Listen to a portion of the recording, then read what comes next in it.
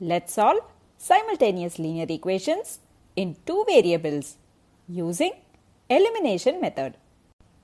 We'll be solving the same equations we discussed in the substitution method. X plus y is equal to 5 and x minus y is equal to 1. Let this be equation 1 and this one be 2. Now let's add the two equations. And how do we do that? The sum of the terms of the left hand sides will be equal to the sum of terms in the right hand side. So on the left hand side, let's add like terms together. X plus x gives us 2x. Plus y and minus y becomes 0. And on the right hand side, we have 5 plus 1 is equal to 6. If you look closely, we have added the two equations so that plus y and minus y will cancel each other. So we have eliminated the y term and we are left with only 2x is equal to 6. And that's why the name elimination method. From here, we can say x is equal to 6 divided by 2, which is 3. Next, we'll substitute this value of x in one of the equations. X plus y is equal to 5. 3 plus y is equal to 5. So y is equal to 5 minus 3, which is 2. So x is equal to 3, y is equal to 2 is the solution. Now let's see what happens when we subtract the equations. Let's take the same two equations. We'll subtract the second equation from the first equation. Here again, we'll subtract the left hand side first and then subtract the terms in the right hand side. X minus x will become 0.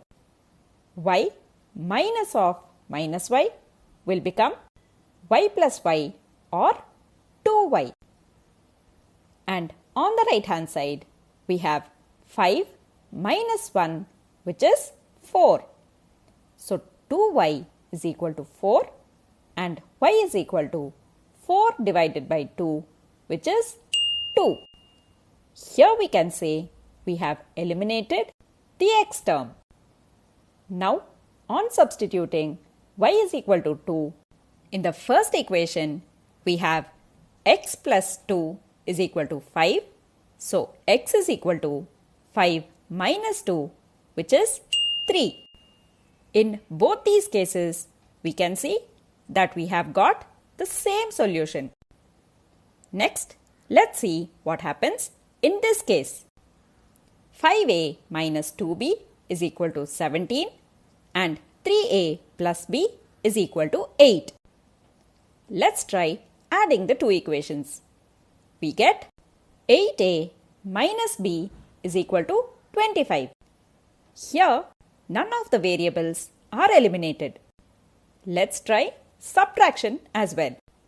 What we have is 2a minus 3b is equal to 9. Here again, we are left with both the variables. So what we have to note here, in both equations, the like terms should have exactly same coefficients. Only then they will cancel on adding or subtracting. And how do we do that? Let's multiply the entire second equation by 2.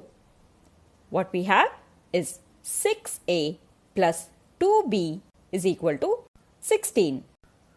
Now when you compare this equation with the first equation, we can see that the b terms are similar.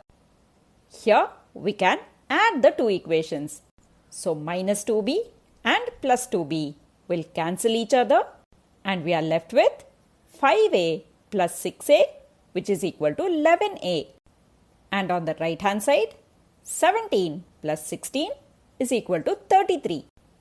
11a is equal to 33. So a is equal to 33 divided by 11, which is 3. We'll substitute this value in the second equation. 3 into 3 plus b is equal to 8. 9 plus b is equal to 8. So b is equal to 8 minus 9, which is minus 1. A is equal to 3, b is equal to minus 1 is the solution. In what we just did, we have eliminated the b term. Now let's see if we can eliminate the a term in the same set of equations. To do that, we'll first note the coefficients of a in both the equations. They are 5 and 3. The LCM of 5 and 3 is 15. So we need to make the coefficients of a in both the equations to be 15. To do that, we'll multiply the first equation by 3. What we have is 15a minus 6b is equal to 51. And then we multiply the second equation by 5, which gives us 15a plus 5b is equal to 40. Now, to eliminate the a term, we will be subtracting the two equations. We get minus 11b is equal to 11. So b is equal to 11 divided by minus 11, which is minus 1. Now we substitute this value in the second equation. 3a minus 1 is equal to 8. So 3a is 8 plus 1, which is 9, and a is equal to 9 by 3, which is 3. Both these methods gave us the exact same answer.